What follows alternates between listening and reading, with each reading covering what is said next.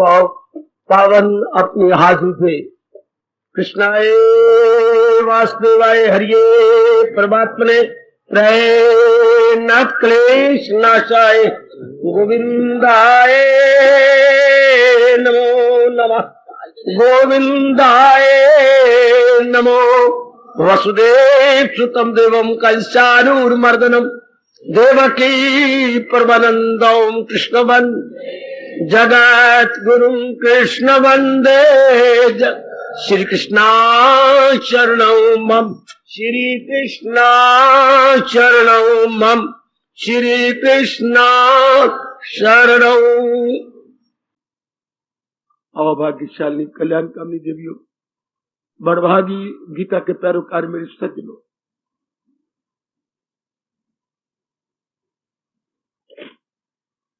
जोड़ दीजिए महाराज जी की अत्यंत कल्याणकारिणी वाणी में। वो विषय तो मेरे देवियों मेरे सज्जनों हमने मिलजुल के संपूर्ण किया, शीघ्र कल्याण कैसे हो। बड़ा ही क्रांतिकारी विषय था, हमारे काम आता रहेगा। अब जरा पहले अध्याय की ओर हम निहार रहे गए, जिसका नाम हमारे मालिक ने रखा है विषाद। अर्जुन तो इसलिए कि उस समय का वो जिज्ञासु था, इस समय के हम जिज्ञासु हैं। अर्जुन का अर्थ लगाना शाब्दिक अर्थ नहीं, कुंती का पुत्र, वो ऐतिहासिक अर्थ लिए जाए तो इतिहास की बात हो, तो जब ये साधना की बात हो तो अर्जुन का मतलब जिज्ञासु, याद रखना। अर्जुन का मतलब कुंती का पुत्र नहीं, जिज्ञासु। तो हमारा धर्म शुरू कहां से होता है? जब इंसान पर इतना दुख पड़ जाता है कि चारों कोनों से सूने ही नजर आते हैं, फिर धर्म उसकी पूरी मदद करता है। ये बात सारी मेरी देवियां मेरे सज्जन अपने मन में बिठा ले। जैसे कहा जाता है, मुसीबत में जो काम आए वही सच्चा मित्र कहलाए। मुसीबत में कहा गया, लेकिन सबसे बड़ा मित्र हमारा धर्म है। एक एक बात मेरे भगवान की जरा गौर से सुनिए। हमारे सबसे बड़ा मित्र कौन?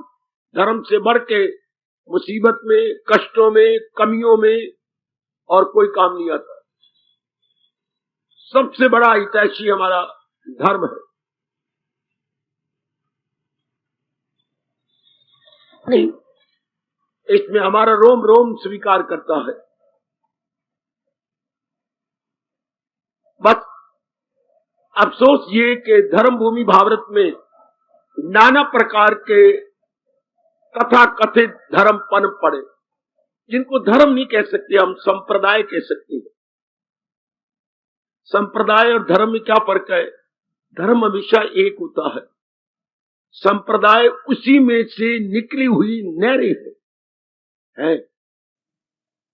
जैसे दरिया एक होता है, नदी एक होती है, उसमें से निकली, अंग्रेजी बोलते हैं कैनाल्स। ध्यान से सुन लो जरा एक एक बात, आपको इन बातों का पता नहीं। दरिया एक और उसमें निकली हुई नहरें, अंग्रेजी में कैनाल्स कहिए। इससे धर्म वो जो अनादिकाल से चला, चार वेदों वाला, उसके बाद नाना प्रकार के संप्रदाय संतों ने चलाए। इतराज हो तो मेरे मुंह में लगाम डाल दूं, मुझे तो असलियत बतानी है आपको। नाना प्रकार के संप्रदाय, फिरके, सेक्ट, कलर, क्रीड्स, समय समय अनुसार संत महात्मा आते गए और उसमें से क्या ये नहर निकालते गए, जिसको संप्रदाय बोलते हैं।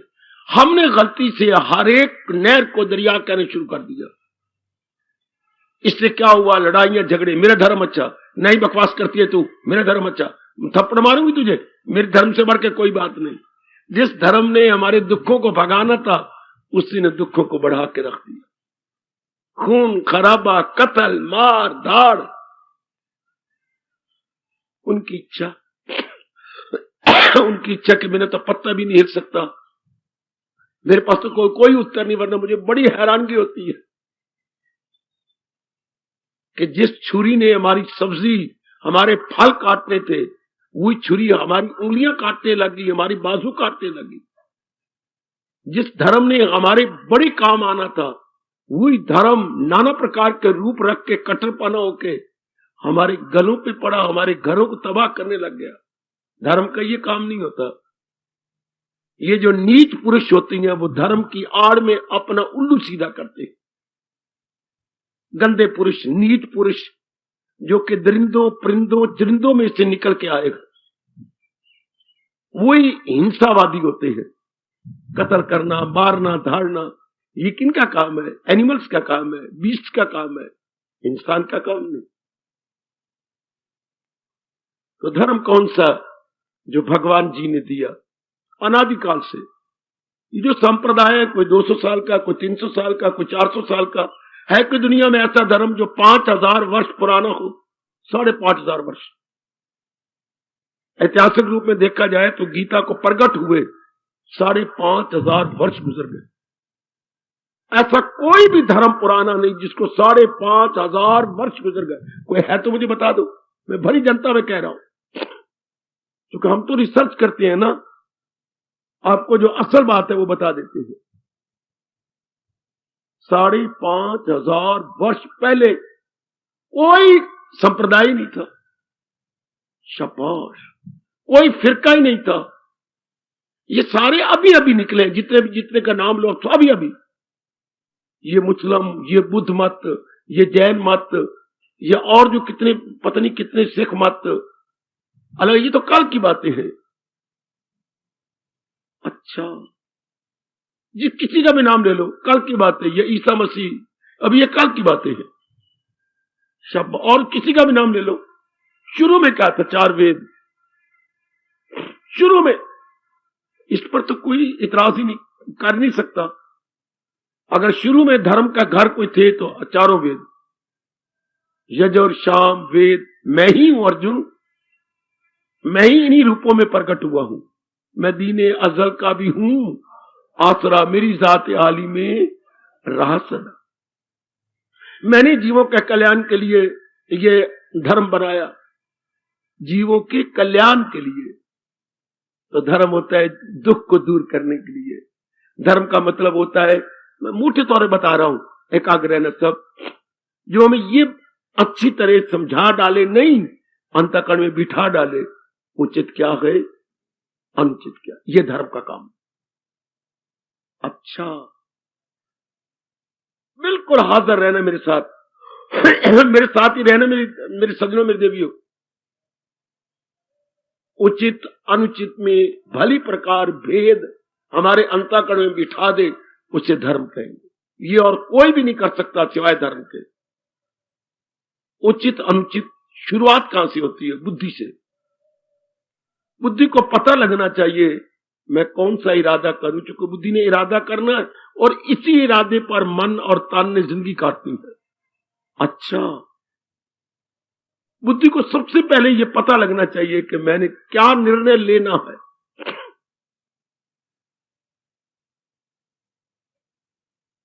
ये हमारे पहुंचे हुए उच्च कोटि के महापुरुष होते थे,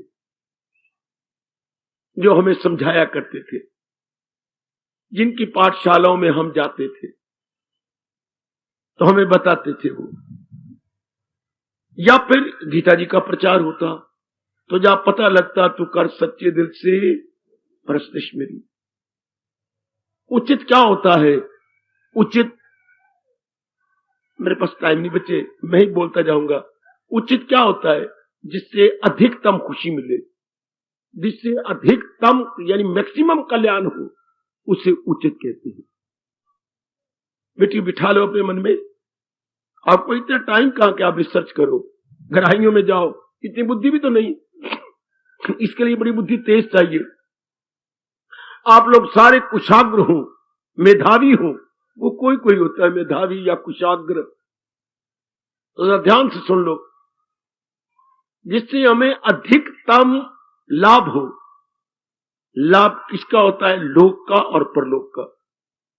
लोक का लाभ किसे कहती हैं? लोक का लाभ ये होता है, ये जो हमारे कर्तव्य कर्म है ये जल्दी पूरी हो जाए। लोक का लाभ और अगर कुछ मानोगे तो आपकी भूल होगी, बतेरी गलती में है। लोक में लाभ क्या होता है? हमारे ये कुछ कर्तव्य है, कर्तव्य कर्म है, माँ जी के प्रति, पिताजी के प्रति, बहन भाई के प्रति, फिर शादी किया तो पत्नी के प्रति, पतिदेव के प्रति, और अपने कुछ बच्चे हैं, बस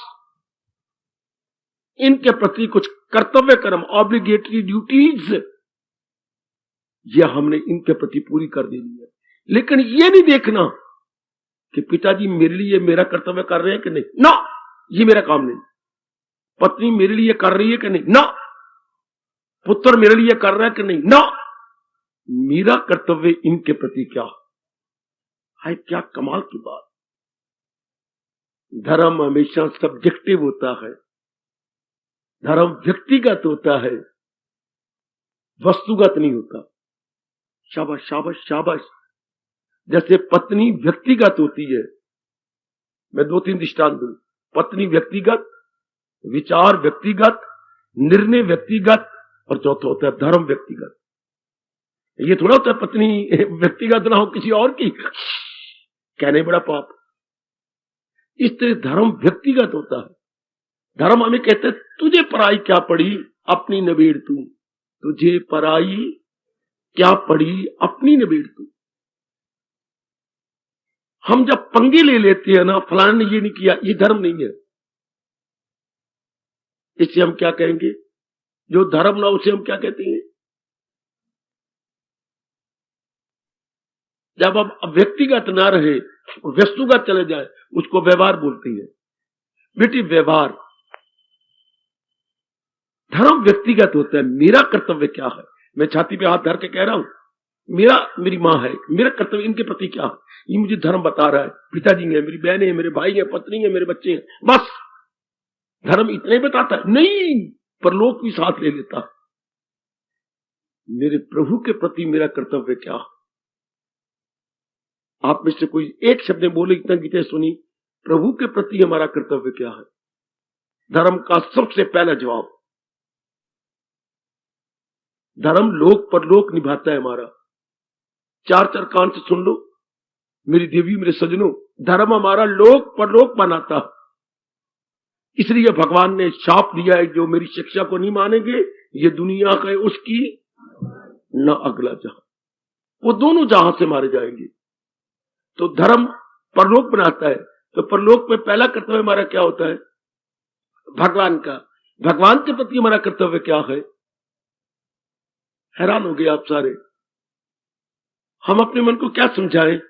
भगवान के प्रति हमारा कर्तव्य नहीं बेटे, उनके उपदेश को अपनाना। बिल्कुल अपने मन में रख लो, भगवान जी के उपदेश को अपनाना। अब भगवान भी तो हम हिंदुओं ने मार चवी बना ली है, चवी भगवान नहीं, पूर्ण अवतार एक ही हुआ जिसे भगवान कृष्ण बोलते हैं। अभी मेरे भाई जी जरा थोड़ा सा बिगड़ रहे थे।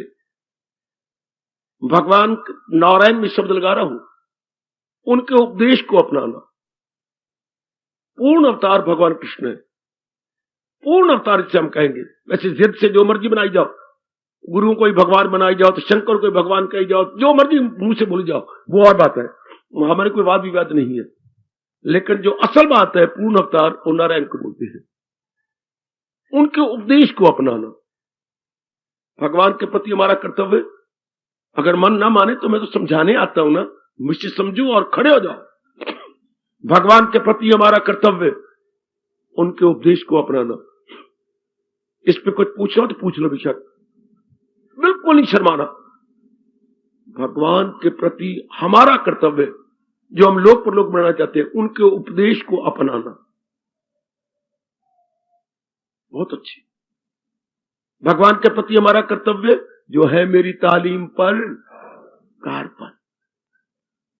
एक एक बात जरा सारे मन में बिठा लो, एक एक बात बिठा ले। मेरी देवी नारी के चोला है, ये बातें बड़ी मुश्किल से मिलती है।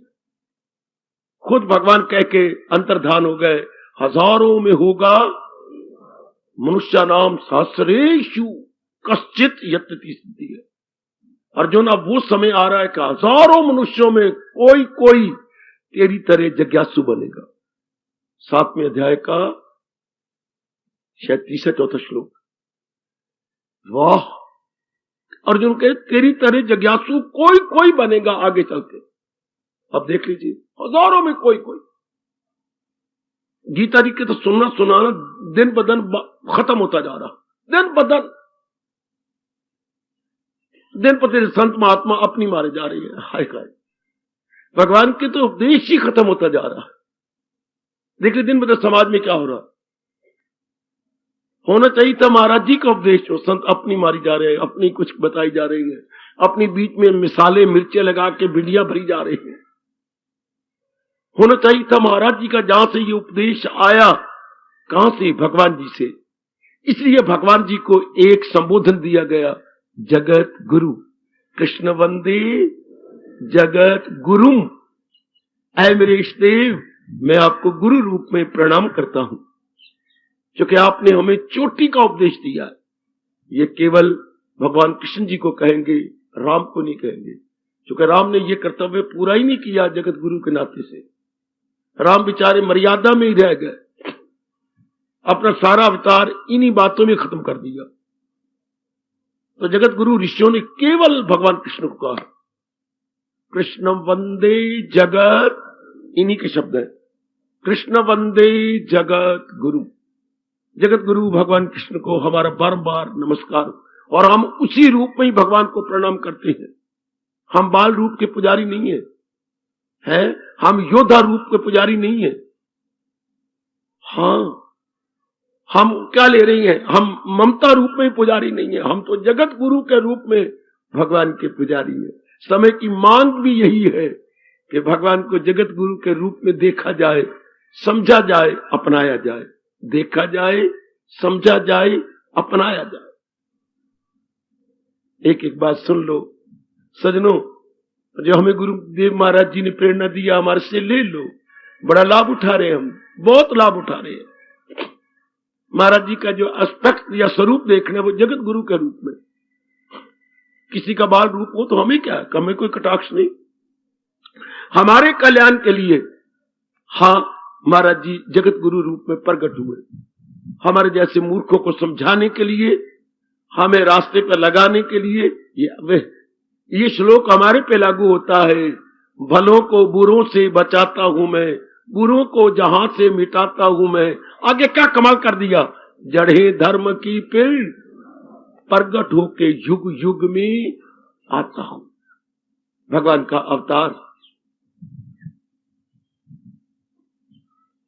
अब उनके उपदेश को समझना, उनका उपदेश है क्या जिससे हमारा लोक परलोक बन जाए।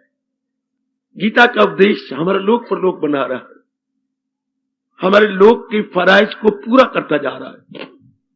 और वो भी जल्दी, जब हम पक्का राजा कर लेते हैं कि मैंने लोक परलोक बना के रहना है, तो लोक के फराइज कम होते जाते हैं, परलोक के फराइज बढ़ जाते हैं। परलोक के फराइज क्या है? अंतःकरण को निर्मल करना। निर्मल करने का मतलब क्या होता है? ये गंदी वृत्तियों से अपने आप को छुड़ा लेना। काम, क्रोध, मोह, लोभ, अहंकार। ये क्यों आए? जगत को सच्चा मानने से। जगत को सच्चा मानने से वासनाएं, कामनाएं, प्राणी पदार्थों के प्रति उमड़ आई। क्यों उमड़ आई? ये सुख देंगी, वही सुख दृष्टि। जबकि सुख का घर हमने मानना था भगवान जी को। इसलिए हमारा बार बार जन्म मरण हो रहा है कि ये सुख पूरा देता नहीं, वासनाएं रह जाती हैं, फिर जन्म। छोटी सी बात देखना, संसार पूरा सुख देने में समर्थ नहीं है। पूरा सुख देने में भगवान जी समर्थ है। पूरा सुख देने का मतलब क्या होता है बेटी? एक शब्द में कि संसार में पूरा सुख नहीं देता, इसका एक शब्द तृप्ति नहीं देता। एक शब्द पकड़ लो अपने धर्म का, तृप्ति नहीं देता। तृप्ति का अर्थ क्या होता है? जिसको लेने के बाद और कोई इच्छा ना उठे। ओए ओए ओए ओए ओए ओए ओए। तृप्ति का अर्थ कितना अच्छा है, जिसे तसल्ली होगी मेरी, या उर्दू में बोलते हैं मैं मुतमय्यन हो गया। मुतमय्यन कब होती है, तृप्ति कब होती है, या सेटिस्फेक्शन कब होती है? जैसे शादी हो गई तो अब हम दोनों की तृप्ति हो जाए ना, नहीं हो सकती। मैं बहुत पढ़ गया, अब तृप्ति हो जाए ना, एजुकेशन में ले ली, नहीं। मुझे बहुत अच्छी नौकरी मिल गई, 10,000 रुपए मुझे पर मंथ आती सैलरी, तृप्ति हो जाए, नहीं। कोई मुझे नाम लो, मैं बहुत बड़ा मिनिस्टर बन गया, मैं चीफ मिनिस्टर बन गया, मैं प्राइम मिनिस्टर बन गया, तृप्ति हो जाए ना, नहीं। मेरा बड़ा अच्छा बेटा पैदा हुआ है पूर्णिमा वाले दिन, अच्छा, मुझे तृप्ति हो जाए, नहीं। मैं अगला बेटा ना पैदा करता अगर पहले बेटा तृप्ति देता तो। हाय, कोई भी आपके पास दृष्टांत नहीं जिसके ले लेने के बाद और कामना न उठी हो। कितनी क्लियर करते हैं मेरे कृष्ण, कितनी क्लियर। मैं ना समझा पाऊं वो मेरी मूर्खता, लेकिन प्रभु ने बड़ा क्लियर किया। हमें ये भी नहीं पता, इतना पढ़ गया, इतना मां बाप का रुपया पानी की तरह बहा दिया, ये नहीं पता लगा तृप्ति। तृप्ति किसे कहती? काका तृप्ति फिर मैं कह रहा हूं, आपका नारी चोला है, आप गृहस्थी हैं, जिस प्राणी या पदार्थ को लेने के बाद और कामना न उठे। कितना क्लियर करते हैं प्रभु। एक एक बात रास की सुनिए, वरना तो आप बुद्धू है, मारे गए बुरी तरह, इसी धोखे में मारे जा रहे हैं। तृप्ति कहती हैं, सेटिस्फेक्शन कहती हैं, जिस प्राणी या पदार्थ, दो ही चीजें संसार में है, जड़ या चेतन। बेटी, कोई चीजें जड़ है, कोई चेतन है, बिल्कुल ठीक। तो हमने एक चीज ले ली, इसके बाद अब ना कोई इच्छा उठे, इसे कहेंगे मेरी तृप्ति हो गई।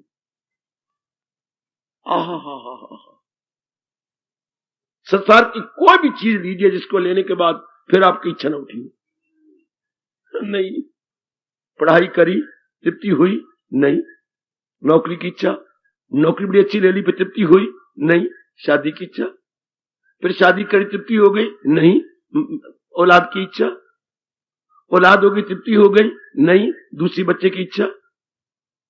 कितना इंसान बुद्धू बना हुआ है, अपने पैरों पे आप कुल्हाड़ी मार के अपनी आयु को तबाह करता जा रहा। दिलो घर मुर्गी खाना बन गया। ये क्यों बना लिया? बेवकूफी से।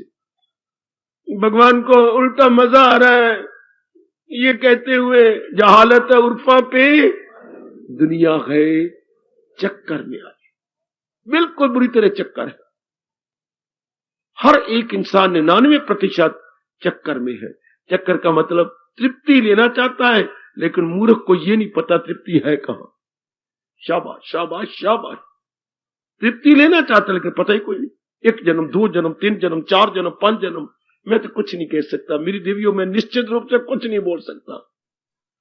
पर यह है, जन्म पर जन्म भगवान जी कह रहे जा रहे हैं, जन्म पर जन्म लेगा जन्म। देख भी रहे हो, हमने दादा दादी को देखा, तृप्त होके मरे? नहीं। आगे मां बाप को देखा, तृप्त होके मरे? नहीं। आपके कोई मरे हो तो मुझे बता दो। जिनको आपने देखा, बड़ी बहन को देखा, चाचे को देखा होगा जाते हुए इस चांद से, तृप्त होके मरे या नहीं? हाय, क्यों? उन्होंने जहान को ही सब कुछ समझा था, और जिन्होंने भगवान को सब कुछ समझा बिल्कुल तृप्त होके गए। इस 20वीं शताब्दी में 2 चोटी के महापुरुषों का नाम लूंगा, एक आपके पूरब के, एक पश्चिम के। पूरब के इंटरनेशनल महात्मा विवेकानंद जी तृप्त होके गए इस जहान से, कईयों को तृप्त करके गए। और हमारे पश्चिम के गुरुदेव स्वामी राम तीर्थ तृप्त होके रहे और तृप्त होके गए। मैं इसी 20वीं शताब्दी को ले रहा हूं, 2 कोटि के महापुरुष, स्वामी विवेकानंद, स्वामी राम तीर्थ। ये 2 ही आप, मैं इस शताब्दी के ले रहा हूं, कोई चिढ़ न जाए है।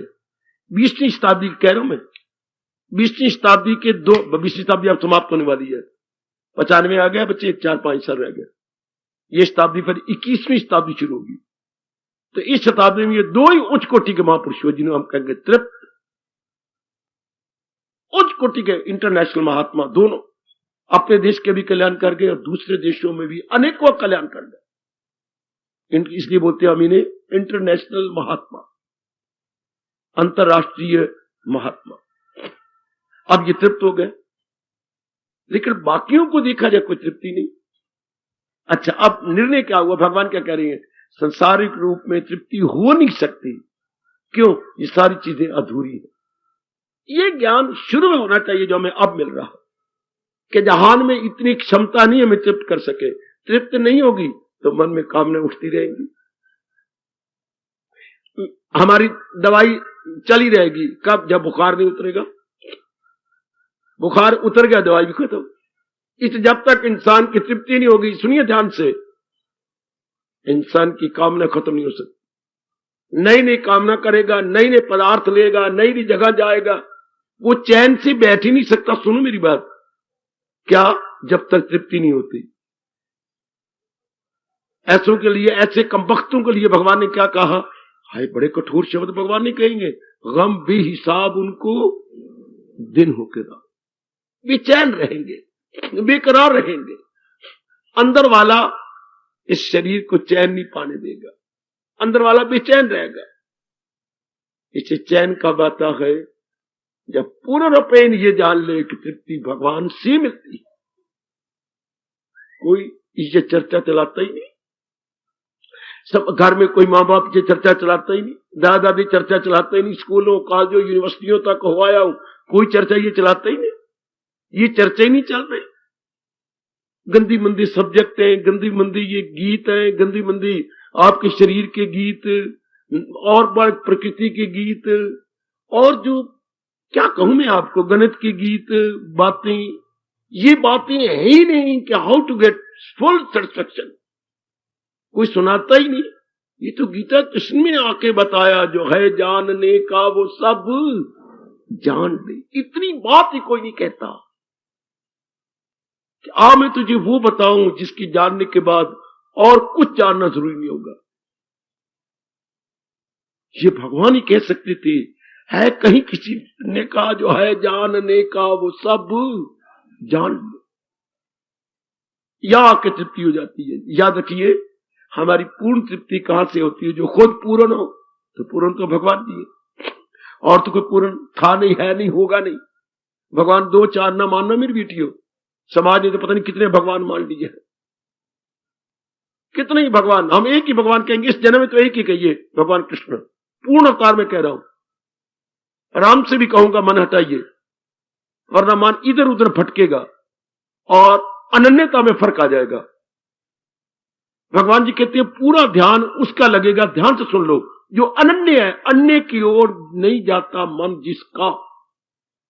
अन्य भले ही बड़ा राम के साथ प्यार होगा आपको, मैं मानता हूं, लेकिन फिर भी खींचा पड़ेगा ये समझते हुए कि मेरे प्रभु तो कह रही है, क्या शस्त्रधारियों में राम मैं हूं।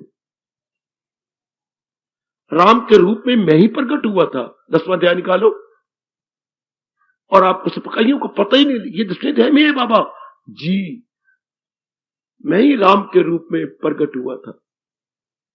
इसलिए अपना मन राम से हटाकर एक में लगा लो, चूंकि वही प्रभु तो थे, हमारे इष्टदेव थे जो प्रकट हुआ। वरना यो कैसे साबित करेंगे सुनर्जन नहीं कुछ भी मेरे सिवा, उनकी सिवा है ही कुछ नहीं।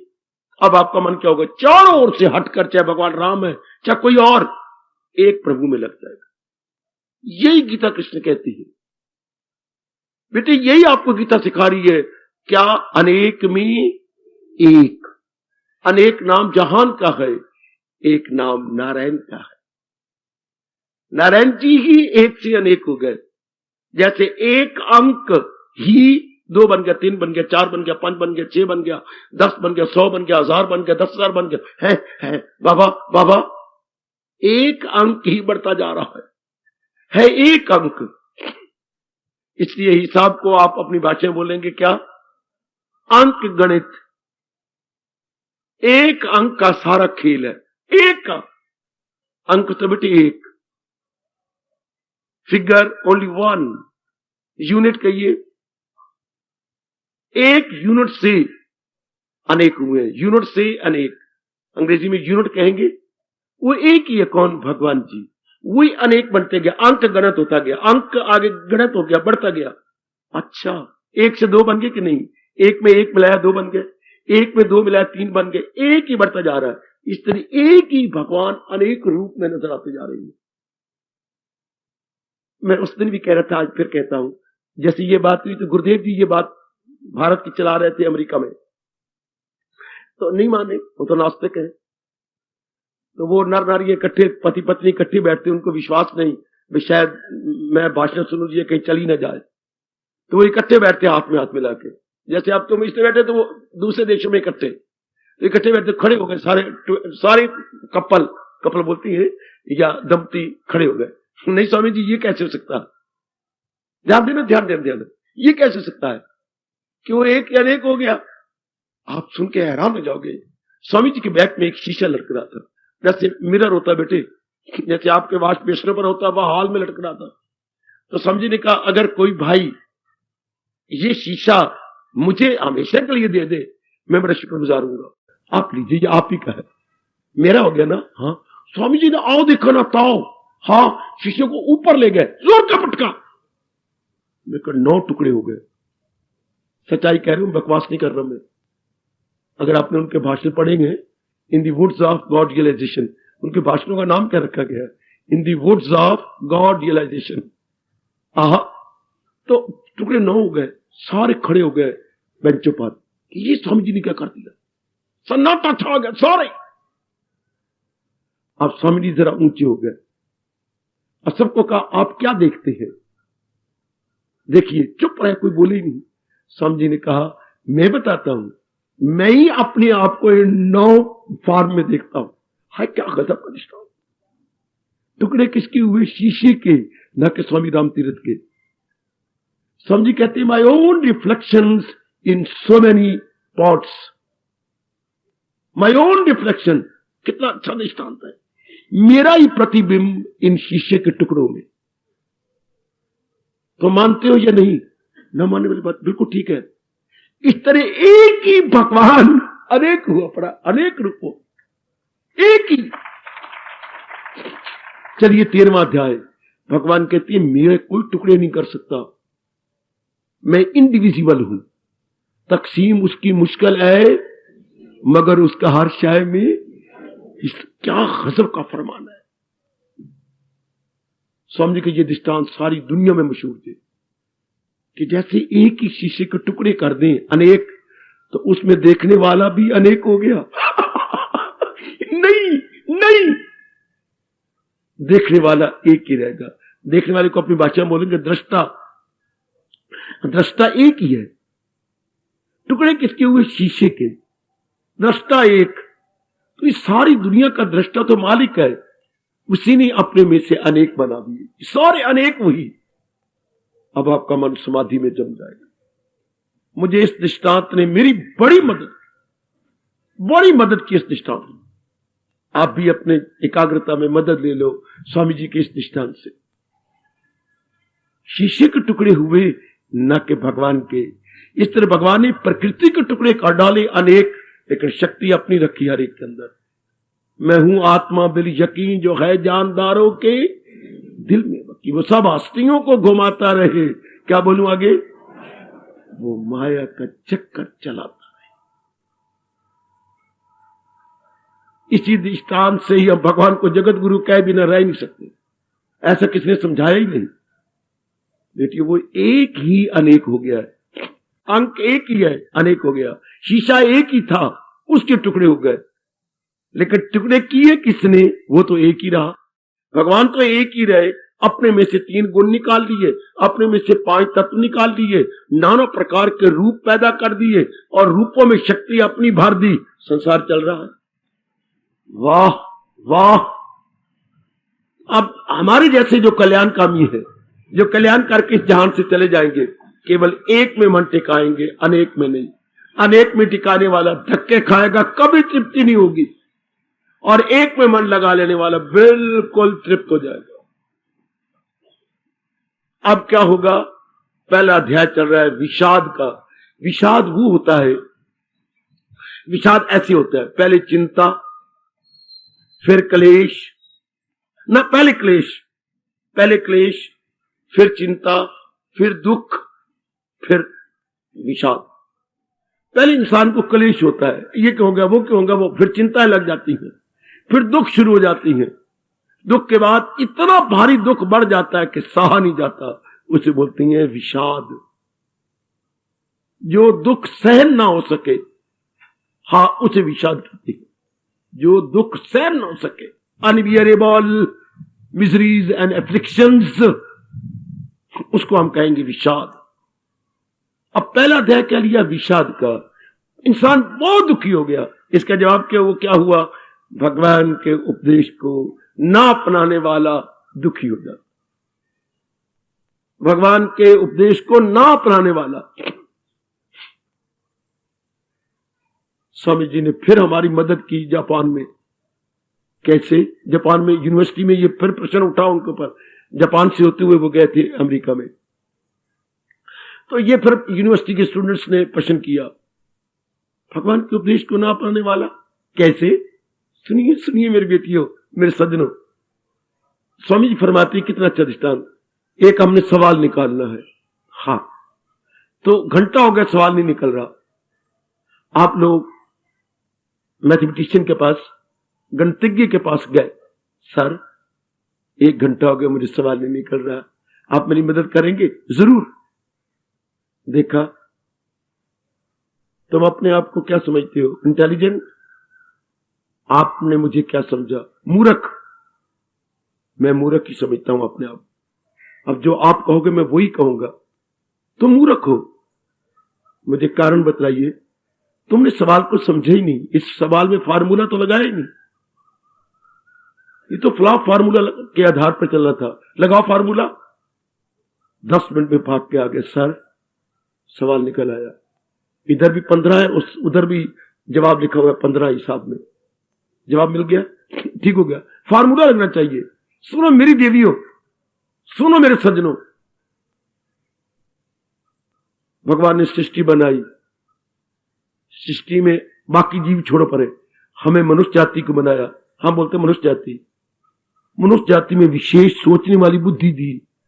अच्छा, इस बुद्धि के लिए विशेष नियम बनाए। वो नियम क्या है? अटल नियम, जो टाले नहीं जा सकते। अच्छा, किसके लिए नियम होती हैं? बुद्धि के लिए, मन के लिए और तन के लिए। और किसी के लिए नियम हो तो मुझे बता देना, मैं बड़ा शुक्रगुजार हूंगा आपका। नियम बुद्धि के लिए होती है, मन के लिए होती है और तन के लिए होती है। इन अटल नियम जिनको टाला ना जा सके। अब इंसान अगर उन फार्मूलों को ना लगाए तो क्या होगा? विषाद, अत्यंत दुखी हो जाएगा। जैसे स्टूडेंट गया, मैं बड़ा तंग आ गया, सवाल नहीं निकलता। सवाल निकले कैसे? कितना अच्छा दृष्टांत दिया, जब तक फार्मूला ना लगे। हम सारे क्यों दुखी हो गए हैं? भगवान के उपदेश को नहीं अपना रहे। हाय हाय हाय हाय हाय। सुन लो मेरी बेटियों, आप भगवान के सामने ये तो नहीं कहेंगे कि हमें पता नहीं था। भगवान स्पष्ट कहेगा, मैंने भेजा था इनको और बता के आया, ये समझा के आया। क्यों नहीं सवाल निकला? हमने फार्मूला नहीं लगाया। क्यों हम दुखी हो रहे हैं, जलील हो रही हैं? भगवान के फार्मूला को लगा ही नहीं रहे, भगवान के उपदेश को लगा ही नहीं रहे। हम क्यों दुखी हो गए? बुद्धि में कोई फार्मूला रखा? बुद्धि में क्या फार्मूला रखना था? मैंने सारी जिंदगी भक्ति कमानी है। किसकी? भगवान की। भक्ति तो हम कमा रहे हैं, जहान की भक्ति कर रहे हैं।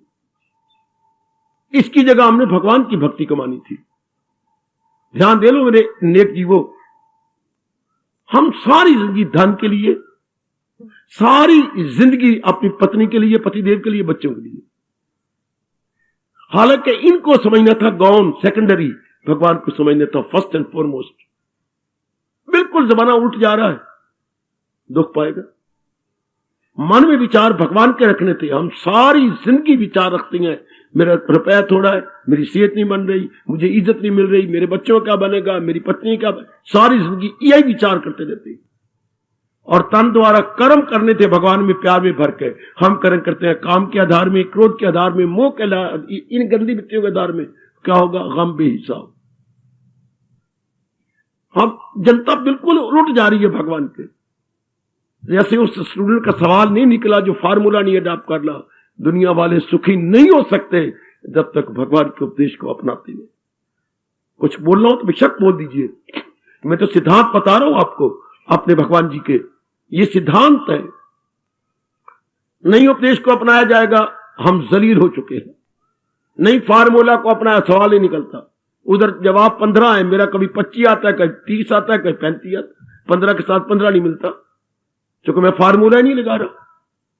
कोई इतराज हो तो कह लो मेरे सज्जनों, ओ मेरी माताओं, मेरी बेटियों, जनता क्यों दुखी है? एक जवाब, मनमानी कर रही है, कृष्ण मानी, कृष्ण के उपदेश को नहीं अपना रही, पिट पिट के मर जाए, ये शांत हो ही नहीं सकते। जवाब क्या आना चाहिए था? पीस ऑफ माइंड है, मन का अमन। अगर हम ठीक जुड़ते तो हमें मन का अमन चाहिए, किसी को भी नहीं है, किसी के पास भी नहीं है। बेचैन बेकरारी, बेचैनी बेकरारी हर एक जगह देख लो मेरे बच्चों। एक ही जवाब ले लो मेरे से, मनमानी करके हम दुखी हो गए। अब हम क्या कर रहे हैं? भगवान की वाणी सुन के कृष्ण मानी कर रहे हैं। हमें आखिरी श्वास भी यही कह के महाराज जी मैं चला जाऊंगा। हमारा पूरा कल्याण कब है? कृष्ण मानी करने से। मुझसे आज से सुन लो, आखिरी वक्त मुझसे क्या कहोगे? कोई उपदेश देते जाओ। कृष्ण मानी करने से हमारा लोक परलोक बन जाता। मान मानी करने से हम कहीं के नहीं रहते। देखो भगवान का ये फरमान कितना अच्छा। इसी तरह दुनिया का, ये भगवान ने दौर चलाया, नियम बनाए, नियमों को प्रकट करने वाली गीता बनाई, और फिर साथ कह दिया इसी तरह दुनिया का जो इस दौर से हट के ले रहा और ख्वाहिश का बंदा हयात उसकी दुनिया में बेकार।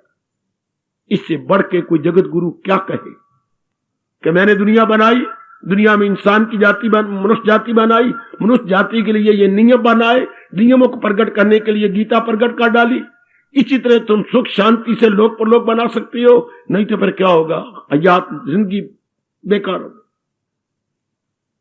इस फरमान को दिन में एक बार तो पढ़ लिया करो, 2 आंसू बहाकर, कि मेरी परमात्मा कितना स्पष्ट कह रही है।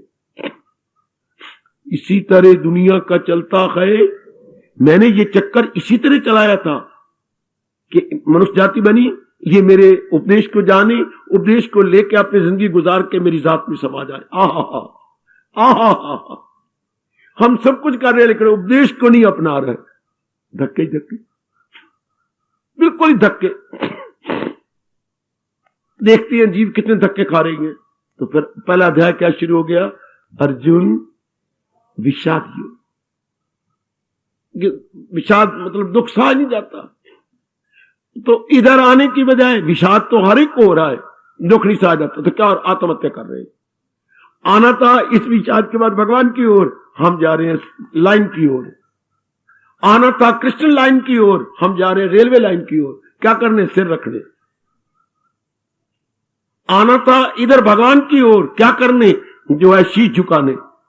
हाय हाय, और उधर लाइन पे सिर रखने जा रहे हैं। कितनी आत्महत्या आपकी जाति कर रही है, कितनी दिन, एक दिन में। मैं डर के मारे बोलता नहीं हूं बस, लेकिन जाति आपकी बढ़ती जा रही, आत्महत्या होती जा रही है। इतना विषाद के नहीं सहा जाता, इतना दुख जो नहीं सहता, क्या आत्महत्या करनी चाहिए थी? भक्ति, इधर आ जाना चाहिए था, सिर रख देना था भगवान के चरणों में। आहा, सिर रख रहे लाइन के ऊपर। विषाद क्यों हुआ? मनमानी करके। उनको फिर अब भी नहीं तरीका, आत्महत्या करके क्या बात सुलझ जाएगी? उनको अब भी नहीं पता, आत्महत्या करने से बात बिगड़ जाएगी। हमारा धर्म ये 2 ही बड़े भारी पाप कहता है, आपको पता है क्या? आप जानती हो 2 बड़े भारी पाप कौन सी हैं? अमानत में खयानत। मैंने कोई चीज आपको दी और मैं चला गया तीर्थ यात्रा करने, कुछ महीनों के बाद आया, मैंने अपनी चीज मांगी, आपने उल्टा मुझे गालियां सुनानी शुरू कर दी। कब दी थी? ये हो गया अमानत में खयानत। मुकर ही गई आप। अच्छा बेटी कोई बात नहीं, बड़ा भारी पाप, ये भगवान किसी तरीके से निकाल लेंगे। दूसरा आत्महत्या। पहला अमानत में खयानत और दूसरा क्या? ये आत्महत्या। 2 बड़े भारी पाप माने जाते हैं। हाँ, आत्मघात बोलते बेटे, वो अमानत में खयानत, दूसरा आत्मघाती। आजकल आम होते जा रहे। क्यों नहीं सहा जाता दुख? अब मैं आपको बता दीजिए, इससे विषाद से हटने का तरीका, हम भगवान के अनुसार जुटे, अपने कृष्ण जी के अनुसार। मैं किस संत नहीं कह रहा, महात्मा नहीं कह रहा, उनके अपने अपने बोल हैं। आप किसी नहर को मत पकड़ो, दरिया को पकड़ लो।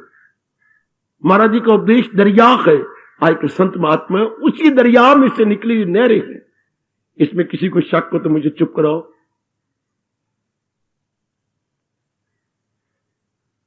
भगवान जी का उपदेश एक दरिया की तरह गए, और आज जो संत महात्मा नजर आते हैं उसी दरिया की कैनाल्स है। और कैसे क्लियर करूं मैं, कैसे साफ करूं? आज की संत महात्मा जो जगह जगह आपको घूमते हुए नजर आती हैं, ये उसी भगवान के उपदेश की निकली हुई कैनाल्स। तो हम दरिया की ओर क्यों ना देखें? कैनाल तो कभी बंद भी हो सकती है। हाँ, महात्मा जी शरीर छोड़ देंगे, देन उनके शिष्य शायद वैसे ना, उनके शिष्यों में फूट पड़ जाए, वो वैसे ना बताए, फिर क्या बनेगा? आपको उपदेश नहीं मिलेगा। तो पहले क्यों ना दरिया के साथ कनेक्शन किया जाए? शाबाश, पहले ही हम जड़ क्यों ना पकड़ लें। ये बात कबीर जी ने कही थी, एक के साधे सब सधे, सब साधे सब जाए, जो तू सींचे मूल को फूले फले अघाए। कि बुद्धू, तू जो टहन या पत्तों को पानी देता जा रहा है, क्यों बेवकूफ बन रहा है? क्यों नहीं सीधा मूल यानी जड़ को पानी देता, सारा वृक्ष हरा भरा हो जाए? क्यों छोटे मोटे धर्म मजहब लेकर के धक्के खा रहा है? अब ये देख, इसका मूल क्या है? भगवान जी। इनका रूट काज क्या है? प्रभु जी। चल रूट काज को ले लो, बात खत्म हो। तो रूट काज तो प्रभु है ना। आए, मैं वो बीज हूं जो ना होगा, ये आपके भगवान कह रहे हैं। पकड़ लो नेक जीवो, ओ नेक देवियो। मैं उधर ही आपका ध्यान दिला रहा हूं। मेरी बेटियां क्यों दुखी हो गई भगवान के उपदेश को छोड़कर?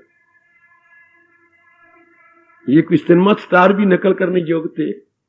उन नलायकों का ना कोई धर्म, ना कोई मजहब, ना कोई ईमान, केवल पैसा ही सब कुछ है। वो हमारी बटुए खाली करना चाहते हैं, जेबें खाली करना चाहती हैं। इंसान में कमजोरी होती है, काम की, क्रोध की और लोभ की। इन्हीं का दुरुपयोग कर रही है। कभी नंगे मनंगे रहेंगे शरीर, इंसान उस पर आसक्त हो जाता है। हमारे रुपया खाली करा रहे, गंदे मंदे गीत गाएंगे आपके शरीरों के, प्रकृति के, इर्द गिर्द के। इनकी नकल करनी चाहिए थी, इनको तो देखना ही नहीं चाहिए था। पर अब वक्त गंदा आ गया, कलयुग आ गया, झूठ मकर से धन कमाया जा रहा है। आओ मैं बार बार कहूं आपको, क्यों दुख बढ़ते जा रहे हैं?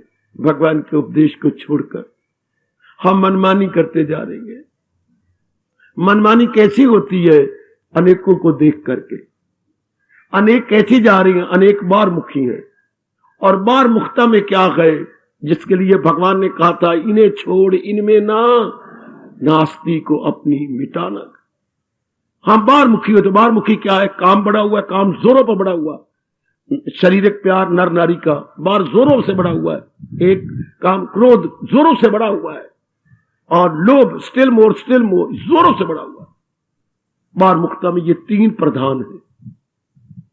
इसलिए जीव क्या हो गए? गम बेहिसाब। करनी थी हमने कृष्ण मानी, अपने भगवान के उपदेश के अनुसार मन को अंतर्मुखी करना था। हमारा उपदेश ही यही से शुरू होता है, जो इंसान करे ख्वाहिशें दिल से। संसार को हटाकर भगवान के उपदेश को लेना था कि मैंने अब कर्म भगवान जी के अनुसार ऐसे करने हैं, तो कामना वही खत्म हो जाती। सुन लो इस बात को, नहीं तो क्या विशाल। पहला अध्याय हमारे गुरु है, काम कर रहा है कि भगवान को छोड़कर दुख ही दुख, भगवान के उपदेश को छोड़कर। मेरी देवियों, रोते आए हम। जब बच्चा पैदा होता है तो बाहर की हवा उसे सुखाती नहीं, उसे दुख होता है। बाहर की हवा चुभती है बुरी बुरी तरह, तो रोता आया, रोता रहा, रोता हुआ चला गया। ये तो बात ना बने। फिर मैं बार बार कहूंगा, मेरी सुन लीजिएगा। पहले अध्याय का नाम विषाद योग क्यों रखा गया? विषाद के बाद ही तो धर्म शुरू होता है। डॉक्टर घर में आ रहा है तो गली वाले पूछे, क्या बात हुई? रामलाल, डॉक्टर जी ले आ रहे हो? मां बीमार हो गई। क्या हो गया? बेहोश हो गई है। भगवान ठीक करे। डॉक्टर का घर में आना कोई सुखकारी थोड़ा है। डॉक्टर घर में आ रहा तो कोई आपको कहेगा मुबारक जी? किसी नलायक ने आज तक आपको दी मुबारक? डॉक्टर घर में जा रहा है, मुबारक। ये तो वहां ललपुर में मशहूर थी एक बात। भगवान आपका भला करे। वो अंदर शराब थे, तो मुसलमान 4 5 6 8 इकट्ठे गुजरे। कहते हैं बड़ी खुशबू है, हलवे दियो, पूड़ियां दिया, फलाना फलाना। तो मालिक बाहर खड़ा था। क्यों, क्या बात? दिल तो करता है खिलाएंगा, जरूर बैठ जाओ। वो जितनी चीजें अंदर बन रही थी सब खिला दी। रज के खा लो। अच्छा, बड़ी मेहरबानी। रज और खा लो, थोड़े जे घर वास्ते भी देवोगे? हाँ, हो रहा घर वास्ते भी ले जाओ। और उन्होंने आप भी रज लिया, पेट अपना रज लिया और घर वास्ते भी ले लिया, जो घर वाली तो बैठी है ना, और बच्चे बैठे थे उनको खिलाएंगे। अच्छा सेठ जी, हम ये पूछना चाहते हैं, ये आज ऐसी चीजें क्यों बनी है? हमारे घर में श्राद्ध है। अच्छा, अल्लाह मियां नित पे करे श्राद्ध कर दे। ओ पिट्टा बूता डो मर गया, ये क्या कह रहे हो? नित पे मन श्राद्ध, ओ ये क्या कह रहे हैं? पता श्राद्ध हम किसके? तो कह नित पे हो, हम तो जो हमारे मर गए उनके श्राद्ध कर रहे हैं, तो तू कह रहा नित पे हो मन, जो रोज पे मरण था घर में। अब वो तो अपनी ओर से आशीर्वाद दे रहे हैं, शुभ भावना दे रहे हैं, उनको क्या पता मुझे नित पे होने चला अल्लाह मियां माफ करना। हमने कहते नित पे होना रोज पे खावांगे, तो नित पे उम्र श्राद्ध ये कहना तो बदवा हो गई। पर मुसलमानों को क्या पता, मैं नित पे उम्र श्राद्ध थोड़े सेठ जी ले, तो डॉक्टर का आना बुरा होता है, इस तरह दुख का लेना बुरा होता है। दुख का मतलब ही यही है कि मैं नास्तिक हूं। हाय, विवेकानंद फरमाया करते थे, जो दुखी है वो नास्तिक है, जो भगवान का प्यारा है वो कभी दुखी नहीं होगा। ये शब्द कितने प्यारे हैं विवेकानंद के। कृष्ण का दास, जरा बच्चे एक मिनट जरा बोलिए, कृष्ण का दास, कृष्ण का दास। आप अपने बोली जा रही हो, काहे उदास, कृष्ण का दास काहे उदास हो गई। पर कृष्ण का दास नहीं, ये भी सिर झुकाने वाला, अपनाने वाला। कृष्ण का दास का मतलब एक सुनो, मुझे बड़ी बात क्लियर करनी है। कृष्ण का दास इजिकल टू, इधर लिखिए कृष्ण का दास, क्योंकि मैं और आप है, इजिकल टू कौन? जो है मेरी तालीम पर कार्य, इजिकल टू कृष्णदास। जो भगवान के उपदेश को अपना रहे हैं उनका हक है ये कहलाना कि मैं भगवान का दास हूं। आजकल अपनाया नहीं जाता उपदेश को, सिर्फ सिर झुकाया जाता है, जयकारे मारी जाती हैं, पतासा बनना टुट्टा ले लिया था प्रसाद, चरनामत ले लिया, मैं तो भगवान का दास हूं। भगवान नहीं मानते, भगवान कहते मेरा दास तो वो है जो है मेरी तालीम पर का, जो मेरे उपदेश को अपनाने वाले हैं वो मेरे दास है। कोई गलती ना करे आप में से। हमारे मंदिरों में बड़ी भारी भूल होती जा रही है, हम अपनाते नहीं, केवल सिर झुकाते हैं। ये पखंड हो गए, इसको भगवान कहते हैं परा गंदा दिल है वो, उनको मक्कार बोला जाता है। वरना कृष्ण का दास काहे उदास। दास वही होता है जो शिक्षा अपनाने वाला, जो जीवन में ढालने वाला। मैं पहले अध्याय की तरफ आपका ध्यान दिला रहा हूं। क्यों इंसान में विषाद आता है? मनमानी करता है। मनमानी करने से क्या होता है? वो कामी बन जाएगा, क्रोधी बन जाएगा, मोही बन जाएगा, लोभी बन जाएगा, हंकारी बन जाएगा। और कृष्णदास बनने से क्या? अंतर्मुखी हो जाएगा, विवेकी बन जाएगा, वैरागी बन जाएगा, और क्या भक्त बन जाएगा, और शक्ति संपन्न हो जाएगा। ये गुण फौरन आते हैं जब अंतर्मुखी होती है। विवेक, दूसरा स्टेशन वैराग, तीसरा स्टेशन भक्ति, चौथा स्टेशन शक्ति। फौरन ये चारों स्टेशन आ जाते हैं। और जब बाहर जाते हैं तो कामी बनते हैं, हम क्रोधी बनते हैं, मोही, लोभी, अहंकारी, ये बन जाते हैं। बाहर मुक्ता में ये 5 स्टेशन, अंतर्मुक्ता में 4 स्टेशन। बाबा, आज हर इंसान कामी है, क्रोधी है, मोही है, लोभी है, अहंकारी है। आप जैसे नेक जीव अगर सही रूप में भगवान के उपदेश को ले ले तो विवेकी, वैरागी, भक्त और शक्ति संपन्न। शाबाश। इस तरह क्या होगा?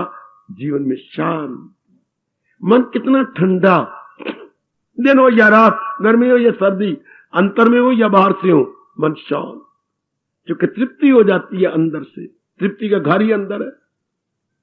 इसलिए अपनी भूल का एहसास कीजिए और पहले अध्याय से हम शिक्षा प्राप्त कर ले। अर्जुन क्यों उस समय का जिज्ञासु क्यों दुखी हो गया बारमुखी होकर? हालांकि अर्जुन कोई दुखी नहीं था, ये तो दिखाया गया है। तभी तो धर्म के डॉक्टर की जरूरत कब होती है? जब घर में कोई बीमार होगा। तो धर्म की जरूरत कब होगी? गीता की जरूरत कब? जब कोई विषाद में जाएगा। तो पहले एक प्रकट किया गया, क्या क्यों दुखी हो गए? भगवान की वाणी को नहीं अपनाया, अर्जुन बारमुखी हो गया। गुरुओं क्या बनेगा, चाचों के भाइयों क्या बनेगा, ये सारे मर जाएंगे, ये सारा ये हो जाएगा, वो क्या क्या बातें बना रहे, कितनी दलीलें दी जा रहा है। ये क्यों? जो कि भगवान को देखना बंद कर दिया, उनकी नजरें इनके ऊपर हो गई। हाँ, भगवान को अपने पास बिठाए हुए गए, कितना सुंदर दिखाया गया। भगवान सारथी हैं, उनकी ओर ना देखता वो इनको देख लो। गुरु मोहतरम का नहीं खून रवा, गदाई में इसे तो जीना भला, इन खैर खाओं का खून गर करूं, इशरत के लुक में लहू से भरूं। ऐसी ऐसी दलीलें दिए जा रहा है। ये हालांकि देखना था जिसको सारथी बना रखा है भगवान जी को, वो नहीं देखा, यूं देखे जा रहा है। तो अब हमने तो इधर देखना है ना, नर नारी क्यों दुखी हो गए आजकल, भगवान के उपदेश की ओर नहीं देख रहे कि जिसने सृष्टि बनाई और जिसने हमें भेजा है इस दुनिया में, हमने क्या करना है, उसके अनुसार रहना है। किसी भी स्थान पे चले जाओ, अगर वो स्थान ठीक चल रहा है तो कुछ नियम होंगे। स्कूल में जाइए, दफ्तर में जाइए, यूनिवर्सिटी में जाइए, बाजारों में जाइए, हाँ कितना अच्छा होती है, एक अच्छे नागरिक बनो। हाँ, इसी में सब कुछ आ गया मेरी बेटी। इधर तो मैंने कहीं नहीं पढ़ा, पर बड़े बड़े शहरों में लिखा था अच्छे नागरिक बनो, कोई चीज ना फेंको, बाजार खराब ना करो, थूको नहीं, केले के छिलके ना फेंको, ऊंचा ना बोलो, अच्छे नागरिक बनो, साइकिल चलाना है तो बत्तियां लाल जरूर रखो, मैं एक अच्छा नागरिक बनूं, बी ए गुड सिटीजन। इसी में सब कुछ आ गया। तो इधर भगवान की गीता क्या कह रही है, अच्छे मानव बनो, बी ए गुड मैन। अब गुड मैन कौन? जो भगवान के उपदेश को अपना रहा है। और नेक जीवो, हमारे से भगवान का प्रसाद प्रेम पूर्वक ले लो। सिर्फ वो प्रसाद नहीं जो बूंदी बूंदी या मीठी चीजें बढ़ती हैं। अगर सही रूप में मेरा कहना मानो तो भगवान का प्रसाद तो भगवान का ज्ञान है। मेरी मान लो मैं ठीक कह रहा हूं, मेरी मान ले मेरी मैया, मेरी नेक बेटी, भगवान का प्रसाद बूंदी नहीं, भगवान का प्रसाद हलवा नहीं, भगवान का प्रसाद कोई और बाजार की बनी चीज नहीं, वो आपके रोम रोम की कसम, भगवान का प्रसाद भगवान का ज्ञान है। और ज्ञान का घर गीता है। बाबा फिर कहे, भगवान का प्रसाद भगवान का ज्ञान है और ज्ञान का घर गीता जी। घड़ियाल भी हमारी हाँ में हाँ मिला रहा है कि ज्ञान का घर गीता जी है, ज्ञान का घर गीता जी है। इसको स्वीकार करके मेरा यह रहना सफल करो, मेरे शरीर यहां पर 2 रोटियां खाना सफल कर दो आप सब के सब, कि भगवान के ज्ञान को हम पकड़ लें, फिर हमारे पर विषाद नहीं आएगा, हम शांति से जी लेंगे। शांति से इस काया को छोड़ देंगे। यही 2 कलाएं गीता सिखाती है, शांति से जीना, शांति से शरीर को छोड़ देना। तीसरी कला गीता को नहीं सिखाती है। कोई बकवास करती है जो कहते 3-4 कलाएं गीता सिखाती है ना।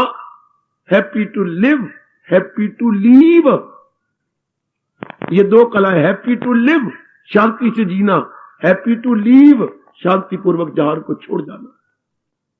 Happy to live and happy to leave, बाखुशी जीना, बाखुशी ये संसार को छोड़ देना। ये 2 कलाएं गीता सिखाती है। इसी को मेरे भगवान कह रही हैं, अमल में हुनर हो तो कहना। ये हुनर हमें सिखाया जा रहा, फिर कभी विषाद नहीं होगा। हम क्या होंगे, जो मिल जाए लेकर वही, फिर हम प्रसन्न होंगे। फिर पहला अध्याय हमारे पे लागू नहीं होगा। पहला अध्याय क्या नाम रखा, अर्जुन विषाद योग, और 18वां अध्याय क्या है, ये भगवान जी का क्या है, मोक्ष जो है प्रसाद योग, वो मुक्ति प्रदाता है। विषाद बिल्कुल उल्टा है 18वां अध्याय पहले के। इधर विषाद और उधर मोक्ष प्रसाद है, उसमें मोक्ष है, जीव कल्याण हो गया। तो बाखुशी इस तरीके से जिया जाता है। मैं इतने कह के अपनी विराम दे रहा हूं वाणी को। क्या भगवान के उपदेश को अपनाने में ही हमारे सब प्रकार के दुख दूर हो जाते हैं। इसलिए हम जहां सब आती हैं कि बाखुशी जीना सीख लें, और वो दिन नजदीक आ रहा है, शरीर छोड़ना होगा, बाखुशी ये काया को छोड़ना भी सीख लें। ये दो कलाएं कितनी अच्छी, बाखुशी जीना और बाखुशी काया माया को छोड़ देना। काया प्लस माया, माया का मतलब जो इस काया के साथ जुड़े हैं, ये मेरे माता जी, पिताजी, बहन भाई, ये सारी माया कहलाएंगे। ये मेरी पत्नी, ये मेरे बाल बच्चे, ये मेरा दान पदार्थ, ये जो कुछ, इसको एक हिंदू धर्म बोलते हैं माया। काया प्लस माया, इन सबको मैंने छोड़ना है, तरीका सीख लूं। जब इम्तिहान देना गए, मैं कई बच्चों को कहा करते, बेटे ये तो इम्तिहान ना दो, नहीं देना है, दिन रात पढ़ो। या तो हमने मरना ना हो, मरना है तो दिन रात हम तैयारी करें। और जीना भी है, ये देखो मैं नहीं जीना चाहता, नहीं जीऊंगा तो जीना सीख लो। मैं तो ये बार बार आपसे कहूंगा, जीना है, जीना सीख लो। या अभी मर जाओ, नहीं अभी नहीं मरते तो बाखुशी जीना सीख लो, और मरना तो है तो बाखुशी मरना सीख लो। ये सिखाती है गीता। जिसने बाखुशी मरना सीख लिया, हाँ, वो फिर नहीं मरेगा। अब अपनी शहंशाह की आज आरती बड़े प्रेम और श्रद्धा से उतारे।